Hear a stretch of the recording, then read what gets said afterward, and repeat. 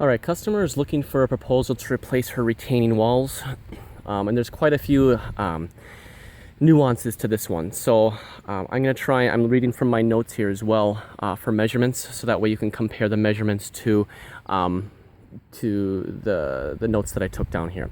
All right, first we'll start off with the easy side. So we've got some outcroppings over here that they want replaced, and so we are going to replace this with wall stone. And at the front here, it's going to be 6 inches, and she decided long and hard over whether she wanted sloped and as it goes up the grade here, because it loses about 12 inches. So we're going to start at 6 inches in the front and let that go level across, and wherever it dies on the left hand side, it dies up to the property line, which is over there. I'll get that measurement. I haven't gotten that one yet. And along here, so it starts at 6 inches and dives into the ground until it's just above grade, and then it steps up 6 inches. She wants those 6-inch step ups. But then at the back end here, it's going to be at the height of the driveway. Currently it's higher than the driveway. You can see the outcropping is higher than the driveway. It will be at the grade, and we'll just kind of return it back in at grade. Okay. So now we've got this back planter area. All right, this black planter area is 5 feet wide from this side over here to this side over here, and it is 23.5 feet from where it starts here up to the porch. All right, on this side it starts at 12 inches right here, and it goes down to grade over at this far end. All right, that's next to the sidewalk here. However, on the other side, it's as it curves around over here, it is 15 inches here, and it remains 15 inches for the whole way. So it's a full 15 inches there. We are going to, as I see right now, we are going to have to build a backside to this because there's a porch here, so we need to retain it. So there will be wall that goes in between here at that 15-ish inches as well to be able to retain the mulch that's in here.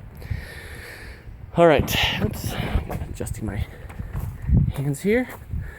All right, so now we come over here, and as you can see, I've drawn a string because we were discussing long and hard about the step down and matching grades and whether she wanted it sloped or step down or whatever.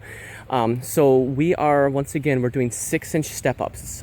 She finally decided that she wanted the big step ups as it comes along here. So we'll start off at 3 inches. As you can see right here, this lower wall is at 3 inches, and after a couple feet as it's dying in, we'll step it up 6 inches until it gets close again. Then we'll step it up another 6 inches to get to the height of this back wall, which I'll explain in a second.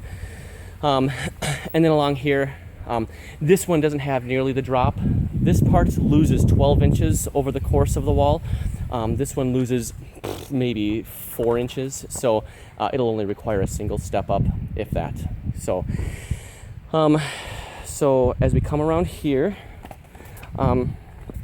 it's 3 inches here, but it loses grade fast as it comes around here. And at this corner, it's at 12 inches for the duration of this right here. And this top wall is also at 12 inches. So we've got 12 inches here and 12 inches here, which gives us 24 inches, which is what this height is right here. I'll take a step back so we can get a better view. And you see where their steppers currently are.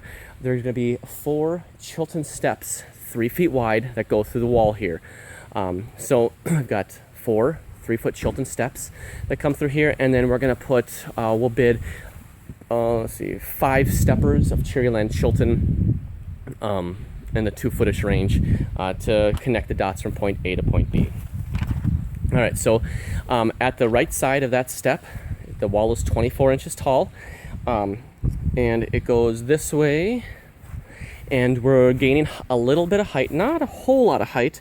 At this far end where it splits apart again, we're at a total of 28 inches of total height, and you can see how the back wall squares off and goes to the back of the house.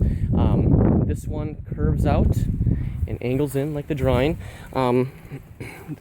And how this gets split up, I'm not quite sure. I've given the total heights of the drop. and I'll explain why in a second. So as it comes over here, where this goes back into that wall, it's actually not anymore. This front planter is going the extent of this whole wall. So we're splitting up this area too now. And we've got 43 inches of total height. So how we decide to do that is still up in the air. It's still the same amount of square footage and the same amount of linear for the base. It's just it could be 2 or 3 inches one way or the other, depending on if she wants her back wall to be a consistent 2 foot height, and let the front wall make the grade change or whatever that might be. So anyway, this front wall is going to wrap around, and you see how it's not curved, it's actually at angles. We're mirroring it on the outside here and coming back into the house over there. All right, a couple things to note that she pointed out. There is a corrugated tubing that comes through the wall. Not a big deal as long as we know about it. And then we have another little wall over here. That's the additional wall that's on my notes here. Just a little L wall, okay, right in here, nice and easy. 7 feet to the left and 7 feet to the house. It is 21 inches on the corner that goes to the house, and then it's 21 inches and goes to grade over on that far side. And then last but not least, I'll just tell you about this one. On the other side of the house, maybe I'll get there by the time I'm done explaining it. They've got a wall that was made out of outcroppings that the top course is falling apart, literally shaling like you wouldn't believe. They want to basically put a course of Highland brown on the top of it just to help hold it together. So that way it doesn't look ugly when they see it. So I guess I'll keep walking. It is a little bit of a pain in the butt to get to. So I guess I will show. There are rose bushes that are in the way.